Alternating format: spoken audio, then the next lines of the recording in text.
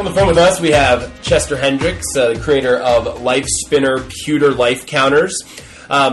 He is known for doing these counters, but he also had a really interesting story we wanted to know more about concerning an expansion that he sent to Wizards of the Coast about 10 or so years ago, 14 years ago or something like that.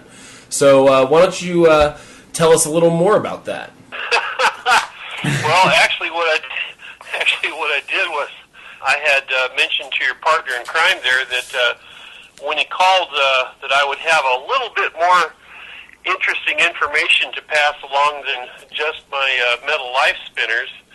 I believe, I can't prove it, but I believe that I was the very last person that was able to submit an expansion set to WotC for Magic.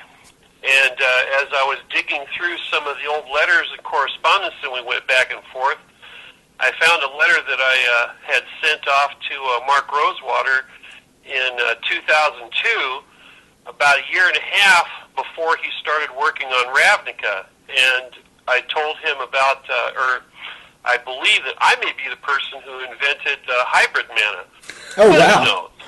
Probably not, but it feels good to say so. Yeah. So what was the mechanic you submitted, actually? Like, was it that close to hybrid mana, or... No, it was hybrid mana. That was the whole idea. Wow. No, it was exactly as they printed it. The idea was to, hang on a second here. Yeah, here's the letter here. Let's see. The idea was to, what if you were able to create extra colors based on the 5 basic mana? Here's how it could work. You take any of the multicolored cards from my set, or even that exist, let's say that casting costs of green and black. Instead of green and black, we use new mana symbols, green/black or green/black. I called it linked mana for want of a better term. The idea of the linked mana symbols would actually be a green mana symbol fused with a black mana symbol. Wow. That's really cool. Yeah. Yeah. I'd love to take credit for it, simply because I wrote this to Rosewater about a year and a half before he started working on Ravnica. But, what are the chances that, he didn't already have that, in his card file of stuff, he was thinking up constantly through all the years? Probably nil. But, it's kind of fun to have something in writing that you sent off to them a year and a half before. So, like I say, chances are, he had this in a card file somewhere, like 3 years earlier than that. So, not claiming anybody's thunder, just fun that, because back in the mid-'90s and the earlier 90s, freaking everybody and their brother was sending them expansion sets and ideas for cards, and they actually had a little kit that they would send out to you. And what they used for an example of how they wanted you to submit your expansion was they had a little kit that had, if you were going to submit, say, Ice Age, this is what we would like it to look like. Huh. And so I put my expansion together based on their little model and whatnot. And so I was just one of those. It was a lot of fun, but that was in '96. Well, back then, Dominaria was all the rage, and that's what, Magic was all boiled around. And the Brothers War thing was really cool because I happen to be a board war gamer, so I have military history background. And looking at Magic kind of from that lens, I kind of noticed this whole Brothers War thing kind of had a World War II feel to it. And what came next from there was, my original thought was, well, gee, if this seems kind of like World War II, I wonder what World War I was all about. So my idea was, I thought, the coolest thing that they had ever done was multicolored cards, and so I thought it would be awesome to put together an expansion that was, where multicolored cards were the theme. So that was what I did. I came up with a storyline to go along with it, where this is actually all about what happened before the Brothers War and what led up to it, and how Tocasia wound up eventually finding the two brothers, and that was all part of the storyline and whatnot. Wow, so it was kind of like a prequel kind of thing. Yes, exactly so. Yeah. And the fun part about that was that when I postulated all this and sent off to him and said, I realize I'll have to, sign disclaimer forms and everything. Please send all that stuff to me because I want to do this expansion for you as a prequel sort of thing, and I want to call it Alliances. Well, imagine my surprise when I got this really nice letter from the guys in the legal department saying, wow, that's so cool that you want to do that. Thanks so much for sending it on in, but we hope you'll understand that, we've got an expansion coming out, and we've already chosen the name Alliances.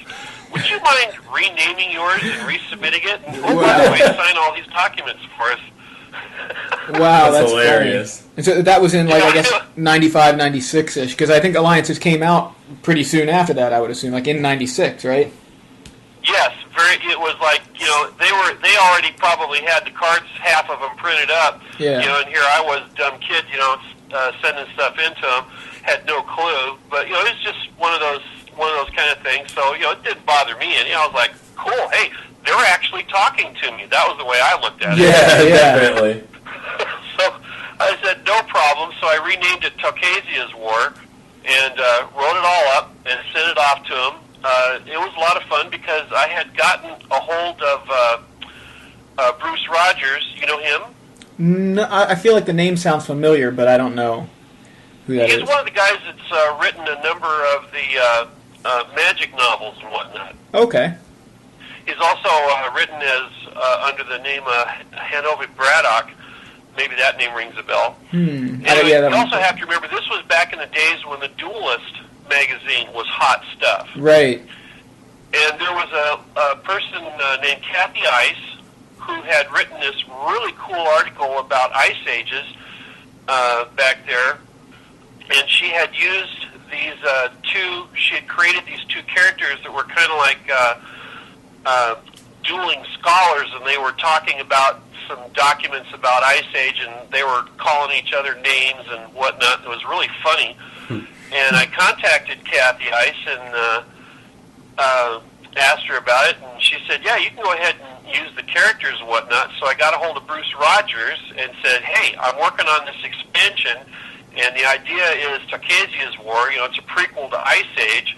I'd like to use these two characters. Would you mind putting together some kind of a little story that, could be tossed into the Duelist, to kind of follow it along? So I explained to him my concept, and he said, oh, hey, yeah, that would be exceptionally cool. So, he wrote the little story, and I included that in with my package that I sent along to him,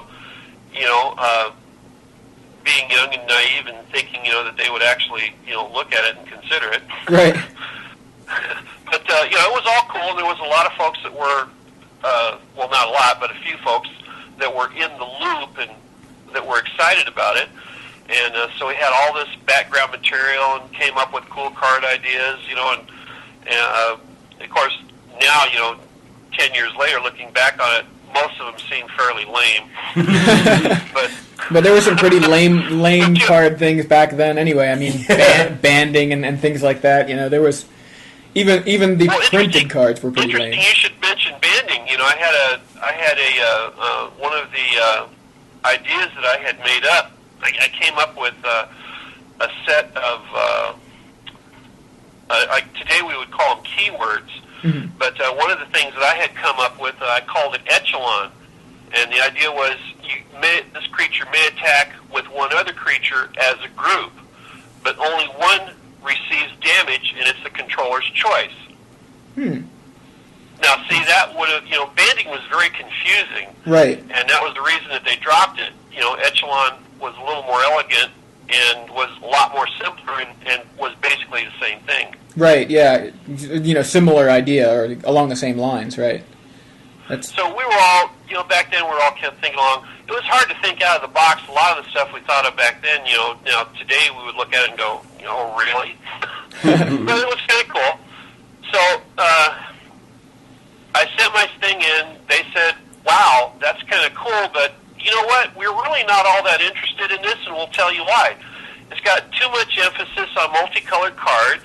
It's got too much deck manipulations, and there's too many counters on the cards. So we'll say thank you. No, we're not really into all that right now. Wow. This is in 1996. Right. Nowadays, of course, that's what Magic is all about. Yeah, Let's have exactly. more deck manipulation. Let's have more multicolored cards. Let's have more counters on cards. Right. Yeah. So was I ahead of my time, or were they behind, or was it just 2 ships passing in the night? Probably just 2 ships passing in the night. When they came out with Invasion in 2000, I looked at that and I said, "You got to be kidding me!" 4 years ago, you said we're never going to do any of these things. Come on, guys. Right. So I wrote to Mark Rosewater and I told him, "Look, I'm going to revamp Tocasia's War," and I spent a year and a half or so working on it, and because now they had the block system and they wanted to, really involve storyline and everything. So I did all that stuff. I expanded it out into, their basic block system by then, and I talked to a couple people in R&D about it, and they said, "Oh yeah, okay, cool. Send in what you got." I think they were just humoring me, but how would I know? Mark Rosewater never did write me back for anything. He's a busy guy. What are you going to do? Right. But I talked to the folks in the legal department and said, "Hey, I had originally submitted this as a single set expansion. Do I need to redo, public disclaimer announcement or things?" And they said, "No, you already submitted it once. If you're going to, just kind of revamp it and resubmit it again, that's fine. Go ahead." Kind of pat a little kid on the head and say, "Yes, Sonny, that's okay. Go ahead and send your stuff in." So that's what I did. Sent it all in back in 2001. And it took a long time to get anything out of them. I think they were, like I say, by then everything was in-house. They weren't accepting submissions anymore. And I don't think they really quite knew what to do with me. And they, I think the legal department thought, "Wow, we've got this disclaimer. We really should take a look at it or something." It's probably kind of what was happening behind the scenes. Right. But they were nice about it, and they finally, somebody. I wound up on a phone conversation. I think it was Brian Tinsman, who said, "Dude, we're kind of in a place now where we do everything in-house, so they're basically, the reason you haven't got a letter is they're not quite sure how to say thanks, but no thanks." So right. That was kind of the end of that, and then, like I say, the next year, I was still in the mode like, I hadn't received anything official, but by then my juices were all flowing, and I came up with what I called it fused mana. Now we know it as hybrid, and I sent that letter off to him. Never got an answer to that one either. Yeah. So I've done a lot of interesting stuff with them that way. I also came up with I have a game system of my own. I refer to it as Avatars. It's a dice and card game that I had originally put together for a role-playing game by a company called the Chaosium, based on their RuneQuest role-playing game. Familiar with that? I don't think so. No, not really. It's still being put out. It's been kind of taken over and still being put out by a company called Mongoose over in England. But the game system itself, based on that, I since in my design career have come to understand it's a system, not just a single game. And I've now got like a half a dozen different versions of it. I only have one that's actually got published, which I self-published, was based on railroad logos. The idea is I can take any 32 icons and create a new version of it. It's kind of like Monopoly that way. Mm-hmm. It's a fun game. It's a real hoot. Big fun at conventions and whatnot, because basically it's designed and built to be played with 10 players all at the same time. Yeah, and it's a lot of fun. And so I put together a version based on using mana or magic expansion symbols. And so I sent that off to them, and because I figured, hey, this would make a great promo item for them. By then they had 32 a little bit over 32 expansions out already. Right. This was during Tamagawa, I think, was the latest ones. Okay. And so I sent that off to them, and they kind of looked at it and said, "Wow, well, kind of thanks, but we'll just hold on to it because maybe someday we'll go ahead and do this. But right now, we're a little bit concerned." This is while they were kind of in transition with the One World Hasbro folks. Mm. Oh, right. And so I think the folks at Hasbro were a little concerned that, if they put out a game out into like in Target and Wally World and stuff, that it would take away sales from Magic.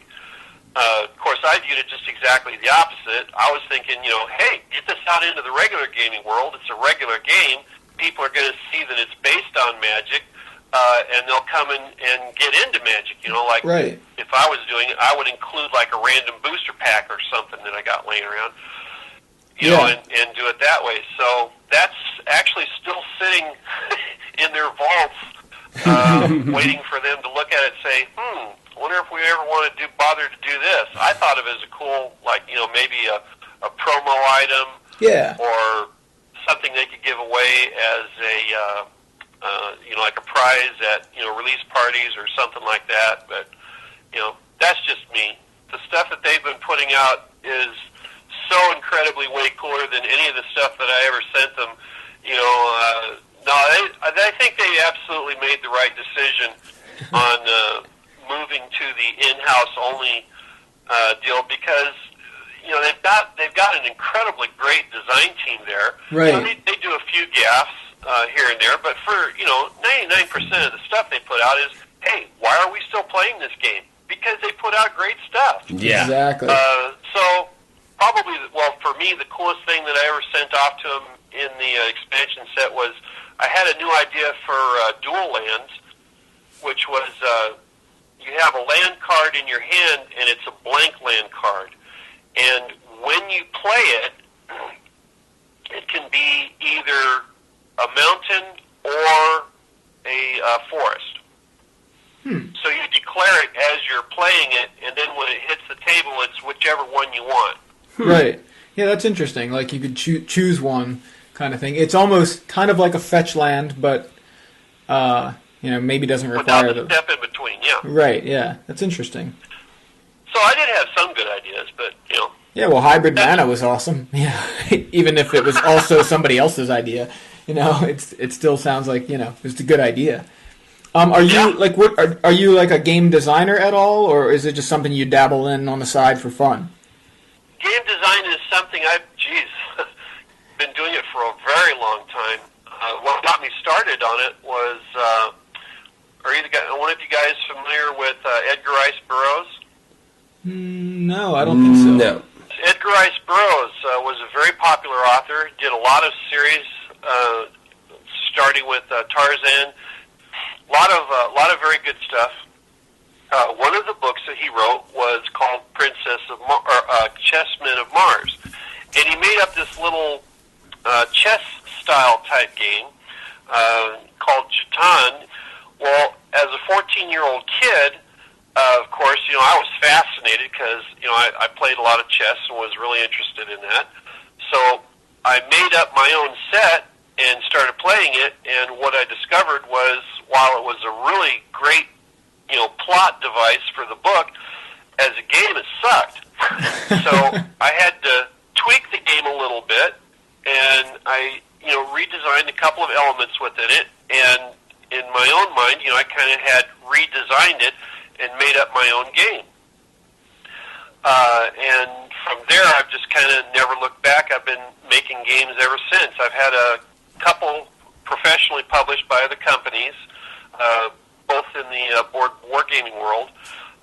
Self-published maybe 4 or 5 games, and it's just something that I've continued to do. And it's just one of those things. Once you get it in your blood, you can't get it out. It's just a lot of fun. Right. Yeah, I know. I know a lot of people like to make their own games, like even Magic expansions, even just to play for fun. And the one that surprised me most was Patrick Chapin. I went on the Magic cruise back in February, and Patrick Chapin was on the cruise, and he had his own set that he had created. And it's interesting because usually, it seems to me, at least the stigma is, I guess, that people who create their casual sets are more casual players and not professional players. But here's Patrick Chapin, one of the best players in the game right now. He has his own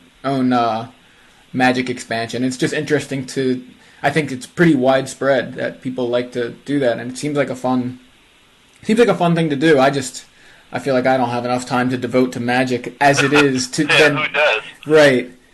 So the reason, the actual reason you and I, ended up talking was a couple of years ago. I mean, I want to say back in 2006 is when I first noticed it. There was a thread on MTG Salvation about these life spinners, just kind of to keep track of your life, and I took a look at it and I thought it looked interesting, and I ordered one, and very, very reminiscent of the old Duelist. You had mentioned Duelist a little while ago. They had their they made some sort of.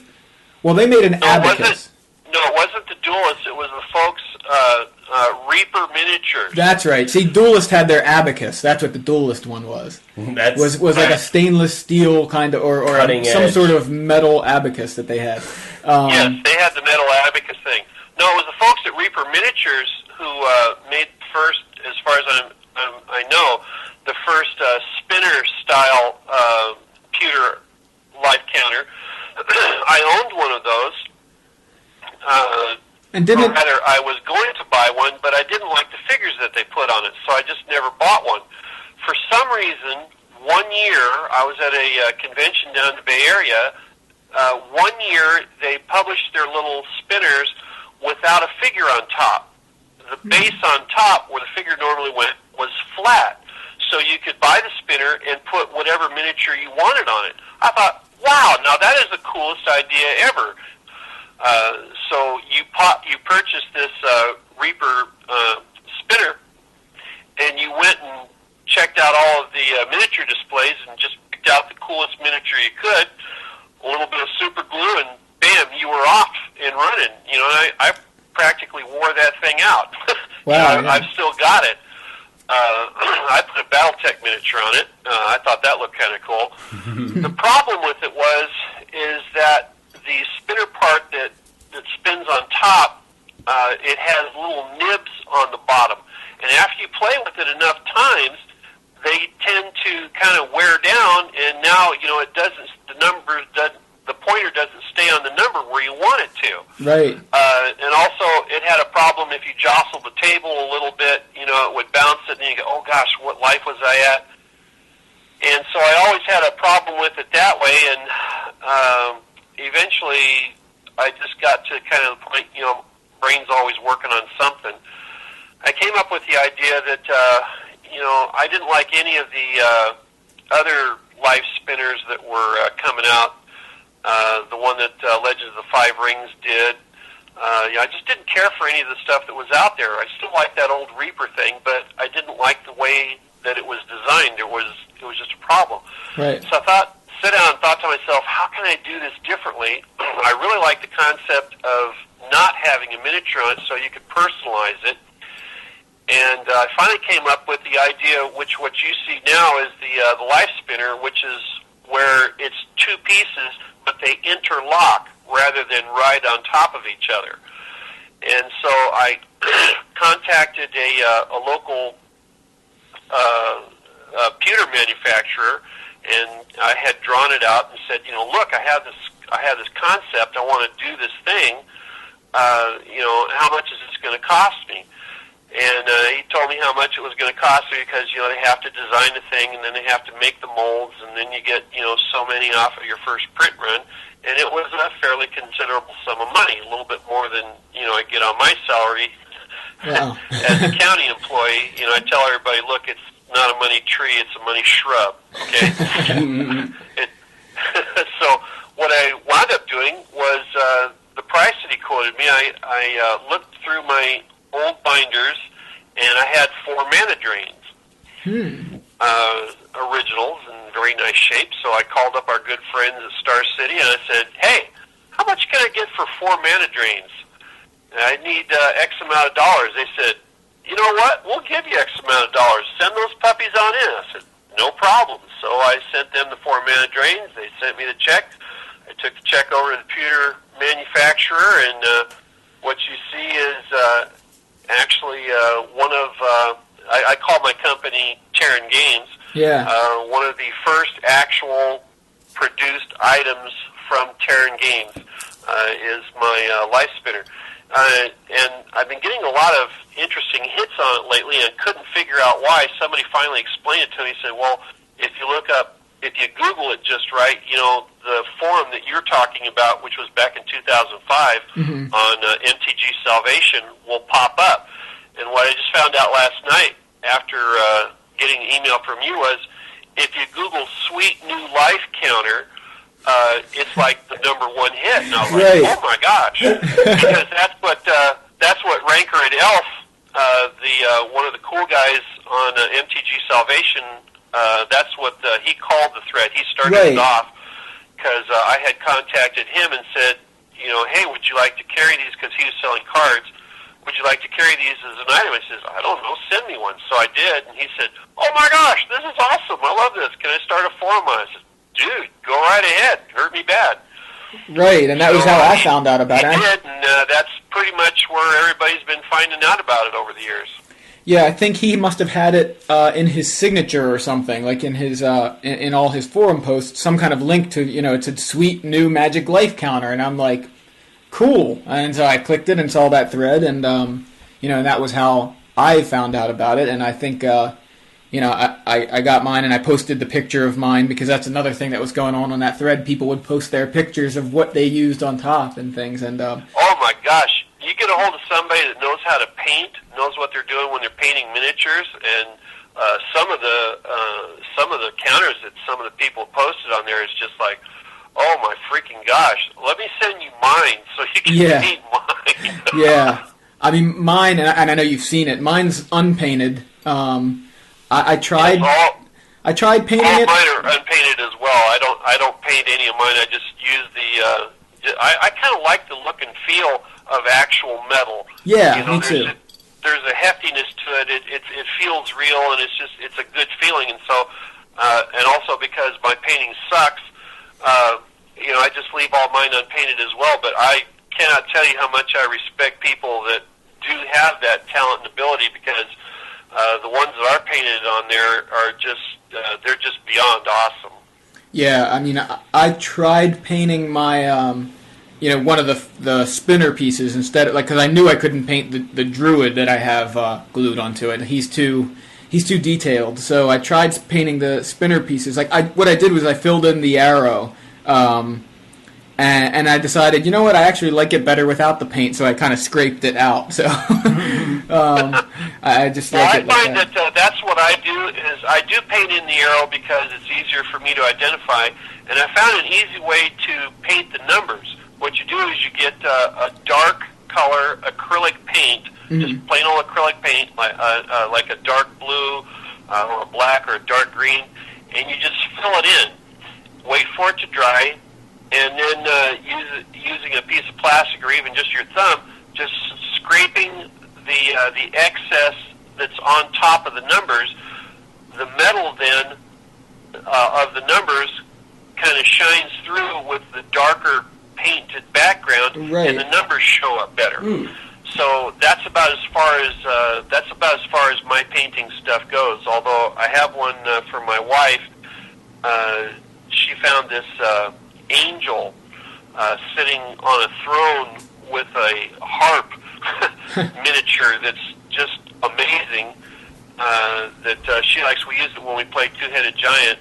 And we're going down to Pacificon this year, and she doesn't know this yet, but I'm going to take it on down there, and hopefully there'll be a guy there that does real painting. I'm going to have it painted up for her. Wow, that's nice. Cool. Yeah. So, so are these? Are you? I know you said you only had a few left. Are you considering doing another run of these? Is that you know, is that something that you've considered? I guess it depends on interest.